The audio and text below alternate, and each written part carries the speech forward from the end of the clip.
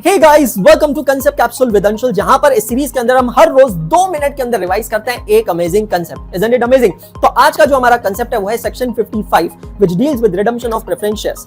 जब भी कंपनी को प्रेफरेंस शेयर्स रिडीम करने होते हैं दोस्तों, तो कंपनी को उसके लिए पैसे चाहिए होते हैं और वो पैसों का इंतजाम कंपनी को पहले से करना होता है। रिडेम्पशन ऑफ प्रेफरेंस शेयर के ऊपर बना है सेक्शन नंबर 55 जो बात करता है creation of capital redemption reserve या सीआरआर के बारे में।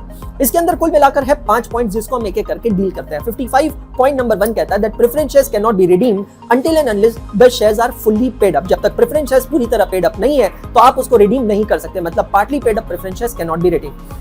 55 का पॉइंट नंबर 2 कहता है that preference shares can be redeemed either out of proceeds of fresh issue of equity share और आउट ऑफ डिविजिबल प्रॉफिट। तो या तो आप कुछ नए इक्विटी शेयर्स इशू करें और उससे जो पैसा आ रहा है उससे प्रेफरेंस शेयर्स को रिडीम करें, या फिर आपके पास जो डिविजिबल प्रॉफिट है, डिविजिबल प्रॉफिट का मतलब होता है the profits which are otherwise available for distribution of dividend to equity share holder, उसको आप यूज कर सकते हैं। 55 का पॉइंट नंबर 3 कहता है कि if preference shares are redeemed out of divisible profit then a sum equal to face value of preference shares so redeemed should be transferred to a separate account known as capital redemption reserve account। मतलब अगर आपने preference shares को redeem किया by issuing equity shares तो आपको CRR में कुछ भी ट्रांसफर नहीं करना है, बट अगर आपने रिडेम्पशन किया आउट ऑफ डिविजिबल प्रॉफिट तो जितनी फेस वैल्यू के प्रेफरेंस शेयर्स रिडीम किए हैं उतना अमाउंट आपको सीआरआर में ट्रांसफर करना पड़ेगा।